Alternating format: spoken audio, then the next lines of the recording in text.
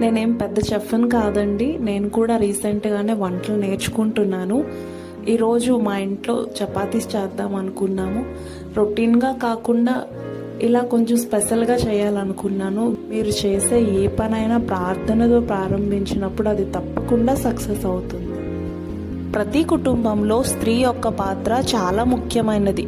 ఒక తల్లిగా, కుమార్తెగా, కోడలిగా, భార్యగా, అక్క, చెల్లిగా, వదినగా అన్ని పాత్రలు చేస్తూ అందరి బాధ్యతలు చూసుకుంటూ అందరినీ ప్రేమగా చూసుకోవాలి. దేవుడు మనకిచ్చిన బాధ్యతలు ఇవన్నీ. వీటిని మనం ఎప్పుడూ భారంగా అనుకోకూడదు. మనం అన్ని విషయాల్లో జ్ఞానం కలిగి నడుచుకోవాలి. మరి జ్ఞానం దేవుని వద్ద నుండే మనం పొందుకోవాలి. వంట చేసినా, షాపింగ్కి వెళ్ళినా, ఇంట్లో పనులు చేసినా, ఏం చేసినా ప్రతిదీ ప్రార్థనతోనే ప్రారంభించండి. తప్పకుండా అది ఆశీర్వాదకరంగా ఉంటుంది.